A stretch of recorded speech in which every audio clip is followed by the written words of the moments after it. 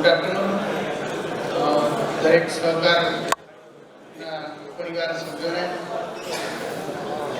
हमारी company email software काफ़ी सालों से कोऑपरेटिव सेक्टर से कनेक्टेड है और गुजरात के जो 200 से ज़्यादा बैंक है उसमें से 125 से ज़्यादा बैंक के साथ में काफ़ी सालों से सर्विस प्रोवाइड करते हैं એટલે ખાસી બેંકો સાથે તો હવે બિઝનેસ રિલેશન ઓછા અને પરિવારના સભ્યો સાથે ના મળી ગયેલા છે. આજે અમે લોકો બેન્કિંગ કોઓપરેટિવ બેંક માટે જેમ સવારે આપણે કીધું ને કે ઘણા વર્ષોથી આપણે એક સિંગલ અમ્બ્રેલાની અંદર વર્કઆઉટ કરી રહ્યા છીએ. એવી રીતના આજે મેં સિંગલ કોમ્યુનિકેશન પ્લેટફોર્મ એક જ અમ્બ્રેલાની અંદર જે બેન્કિંગ માટેના કોમ્યુનિકેશન પ્લેટફોર્મ છે એ સિંગલ એપીઆઈના માધ્યમથી બેન્કિંગ સાથે જોડાય અને બેંકને અલગ અલગ વેન્ડરો સાથે અલગ અલગ ચેનલ્સ કોમ્યુનિકેશન ચેનલ ઇન્ટિગ્રેશન ના કરવી પડે એટલા માટે અમે સીપાસ કોમ્યુનિકેશન પ્લેટફોર્મ સિંગલ એપીઆઈની અંદર લાવ્યા છીએ જે બેંક માટે મલ્ટિપલ કોમ્યુનિકેશન પ્લેટફોર્મ માટે આજે આપણે ઓટીપી ચેનલનો યુઝ કરી રહ્યા છીએ કે વોટ્સઅપ ચેનલનો યુઝ કરી રહ્યા છીએ ઈમેલ સોલ્યુશન્સ દરેક વસ્તુ માટે આપણે અલગ અલગ એપીઆઈનો અલગ અલગ યુઝ કરવો પડે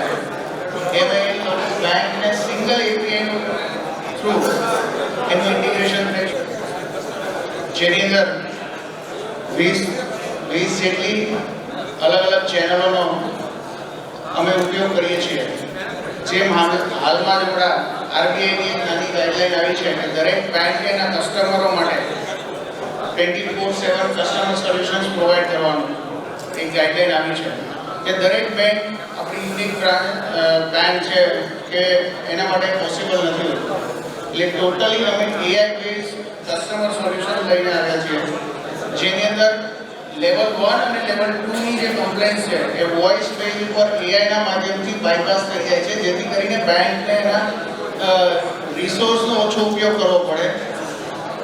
તમારા બેંકના ખાતેદારોને છે કે જે કસ્ટમરો છે એના વન ટાઈમ વોઇસ રેકોર્ડ કરી અને એના વોઇસને મેપ કરીને બેંકના જ્યારે કોઈ પણ સાયબર ફ્રોડ માટે કમ્પ્લેન કરે છે કે એટીએમ બ્લોક માટે કે જે અલગ અલગ રૂટીન આપણે બેંકોની જરૂરિયાત માટે કસ્ટમર કોલ કરતા હોય છે એ દરેક વસ્તુના સોલ્યુશન એના વોઇસના રેકોર્ડના બેઝ ઉપર એઆઈના માધ્યમથી એ વસ્તુ સોર્ટ આઉટ થઈ જાય છે લેવલ 1 અને લેવલ 2.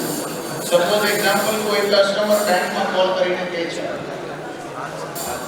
કે મારું એટીએમ કાર્ડ બ્લોક કરવું છે તો બેંક એના મેન પાવર રિસોર્સ બ્લોકિંગ માટે યુઝ ના કરવો પડે અને એના વોઇસના કેપ્ચર કરીને બેંકના કસ્ટમર વેલિડેટ થાય છે અને એટીએમ કાર્ડ એનું એપીઆઈ સીડીએસમાં કોલ કરશે અને એટીએમ બ્લોક થઈ જાય. એવી રીતે ડિફરન્ટ કેસીસ આપણે બેન્કિંગ માટે કેસ સ્ટડી જે સ્ટાન્ડર્ડ છે અમે અમારા પ્લેટફોર્મ પર આપેલા છે તો દરેક બેંક એની જરૂરિયાત પ્રમાણે જાતે જ એને બાઇન્ડ કરી શકે જેની અંદર મલ્ટિપલ ચેનલ્સ આપેલી છે જેમ કરીને કે વોઇસ છે એસએમએસ છે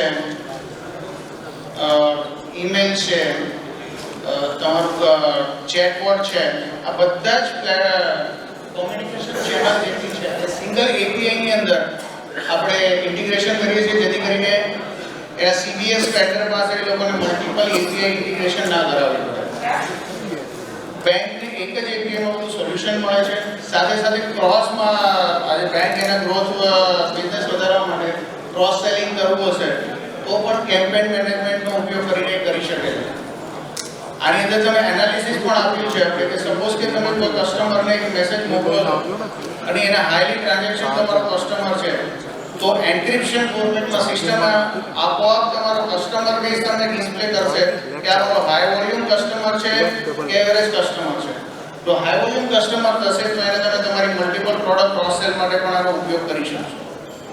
અને જે મેં કસ્ટમર મેનેજમેન્ટ સોલ્યુશન છે તેની અંદર તમારું એટીએમ કાર્ડ બ્લોક થી લઈને ચેકબુક રિમાઇન્ડર, ચેક ક્લિયરિંગની અંદર આજે આપણે દરેક બેંકના એના કસ્ટમરોને રિમાઇન્ડર કોલ આવતા હોય છે. લગભગ દરેક લોકો સવારે આપતા હોય છે કે તમારા ખાતામાં બેલેન્સ નથી, ચેકમાં બેલેન્સ કરો, ચેક ક્લિયરિંગ નથી. આ સિસ્ટમ તમને જનરેટ કરીને આપશે કે તમારા 1 થી 10 કે વોટેવર નંબર ઓફ કસ્ટમરના બેલેન્સ નથી. એના ડિફોલ્ટ જે નંબર હશે એના બેંક તરફથી કોલ જશે, સામેના કસ્ટમરનો વેરિફિકેશન થશે, પછી એને રિમાઇન્ડર જતું રહેશે કે તમારા આ અકાઉન્ટમાં બેલેન્સ નથી, બેલેન્સ આપો. જો મેન્યુઅલી કોલિંગ સિસ્ટમ કરવી પડે છે એ કોઈ જરૂર નથી. અને આ જ 24/7 સપોર્ટની અંદર ઇનબિલ્ટ આવેલું છે. બીજું છે વોટ્સએપ બેન્કિંગ. વોટ્સએપ બેન્કિંગની અંદર તમારું totally onboarding, new customer onboarding પણ આની અંદર જ આવી જાય છે. તમે વિડીયો કેવાયસી વોટ્સએપ થ્રુ કરી શકો છો, તમારે ન્યૂ અકાઉન્ટ ઓપન આની થ્રુ કરી શકો છો. આ વોટ્સએપ બેન્કિંગ ટોટલી તમારા CBS સાથે કનેક્ટેડ છે અને એઝ ઓફ નાઉ આ સોલ્યુશન 6 થી 7 CBS સાથે લાઈવ ચાલી રહ્યું છે. તો આ ટોટલી ડિઝાઇન કરેલું છે કોઓપરેટિવ સેક્ટરને અનુલક્ષીને, કે જે યુનિક બ્રાન્ડ છે કે મલ્ટિપલ બ્રાન્ડ છે, તો દરેક માટે આ કોમન સોલ્યુશન છે. અને કસ્ટમરમાં જો બેંક પાસે પોતાનો સ્ટાફ સ્કેલેબલ હશે કે એટલો બધો ટેકનિકલ અવેરનેસ નહીં હોય ટીમમાં, તો પણ બહુ યુઝર ફ્રેન્ડલી છે. જાતે જ પોતાનો ફ્લો ચેન્જ કરી શકે છે પોતાની જરૂરિયાત પ્રમાણે. ટોટલ આની અંદર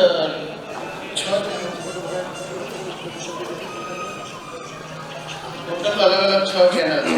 ઈમેલ, તમારા secure emails, voice, SMS, OTP ઇન્ટિગ્રેશન્સ.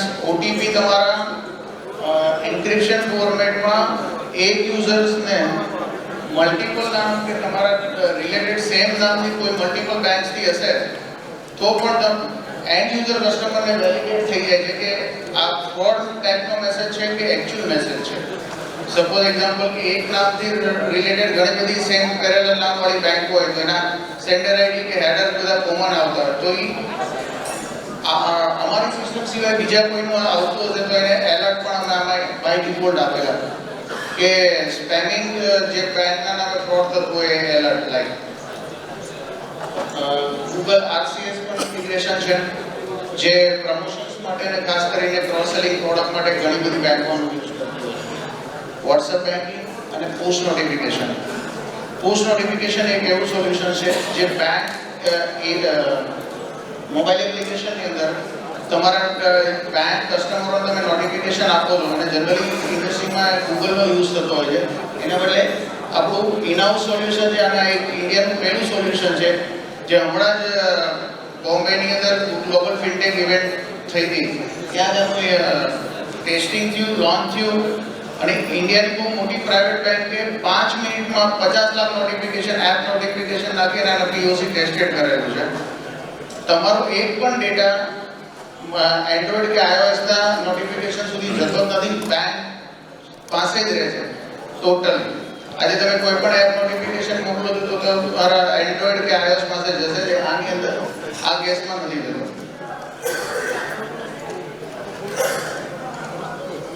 SMS ની અંદર શોર્ટમાં ટ્રાયની કમ્પ્લાયન્સ પ્રમાણે પોલિસી લિંક ટ્રેકિંગની સિસ્ટમ પણ ઇનબિલ્ટ છે જે રિસન્ટલી અમે ટ્રાય 1 તારીખથી એક્ટિવેટ કરી છે. તો તમારા બેંક સિવાયની કોઈ URL મિસયુઝ થતો છે અને તમારા કસ્ટમરને જશે તો અમે લોકો તમને બેંકને એલર્ટ આપશું કે તમારા આટલા નંબર ઉપર કંઈક આવી એક્ટિવિટી થઈ રહી છે. ઈમેલ, NEFT, RTGS ની અંદર ખાસ કરીને બેંકમાં મેજરલી યુઝ થાય છે અને ટોટલી સિક્યોર મેલ છે. આપણે અહીંયાથી બેઠેલા ઘણી બધી બેંક રેગ્યુલર બેઝ ઉપર યુઝ કરે છે. ટોટલી સિક્યોર એન્ક્રિપ્શન ફોર્મેટમાં ઈમેલ નોટિફિકેશન જાય છે. જનરલી ઘણા બધી અત્યારે નોટિફિકેશન આવતા હોય છે કે જે સ્પેમ ફોલ્ડરમાં અને અલગ જગ્યાએ થતા હોય છે. તો ટોટલી સ્પેમ ડિટેક્શન છે. RTGS અને NEFT માટે મેજરલી હાઈ વોલ્યુમ મોટી બેંકોમાં યુઝ થતો હોય છે અને ઘણી બધી કોઓપરેટિવ બેંક પણ આનો ખાસ ઉપયોગ કરે છે. આ સિંગલ લાઈક અમ્બ્રેલાની જેમ તમને સિંગલ પ્લેટફોર્મની અંદર તમને બધી ચેનલ મળે છે અને સિંગલ API ના માધ્યમથી મળે છે અને આ ફર્સ્ટ એવી પ્રોડક્ટ છે કે જે તમે કોઈ પણ ચેનલ તમે આમાંથી બાય કરો તમે એનો યુઝ મલ્ટિપલ ચેનલમાં કરી શકો. એટલે કે લેટ્સ સે એક્ઝામ્પલ કોઈ ઓટીપી સર્વિસ લીધી છે અને એને WhatsApp કરવું છે તો WhatsApp નો કોઈ એડ ઓન ચાર્જ નથી દેવાનો. આ પ્લેટફોર્મની અંદર ગમે તે સર્વિસ યુઝ કરો તમે કોમનલી આને યુઝ કરી શકો. બીજું કે આની અંદર ડિપાર્ટમેન્ટલ વાઇઝ પણ સોલ્યુશન્સ છે કે સપોઝ કે ઇનવર્ડ આઉટવર્ડ વાળાને અલગ યુઝ છે, માર્કેટિંગનો અલગ યુઝ છે, તો જે departmental case two case use છે એ તમે જાતે જ આની અંદર મેનેજ કરી શકો. અને બોર્ડ છે, WhatsApp છે, ટોટલી ગુજરાતી લેંગ્વેજમાં કસ્ટમર સાથે ડિઝાઇન કરેલા છે જેથી કરીને રિજનલ કે ગ્રાઉન્ડ લેવલના જે રૂરલ એરિયાના કસ્ટમરો છે એને આનો લેંગ્વેજ બેરિયરનો ઇસ્યુ ન હોય. અમે લોકો ટ્રાય કરીએ છીએ એટલા વર્ષથી બેંકને કોઓપરેટિવ બેંકને સંખ્યા અને જે એકચ્યુઅલી બેંકની ચેલેન્જીસ છે ને જરૂરિયાત છે એને લક્ષીને અમે લોકો કોઓપરેટિવ માટે ડે બાય ડે કંઈક નવું ક્રિએટ કરતા હોઈએ છીએ અને આગળ સહકાર પરિવાર સાથે અમે કંઈક ને કંઈક નવું એવું લઈને આવશું જેથી કરીને આપણી બેંકો ઉપર કોસ્ટ બેરિયર પણ ના આવે અને ગાઈડલાઇન્સ ગવર્મેન્ટના નોર્મ્સ અને ગાઈડલાઇન્સ ફોલો થતી રહે એવી અમે આગળ પણ આવી ટ્રાય કરતા રહીશું.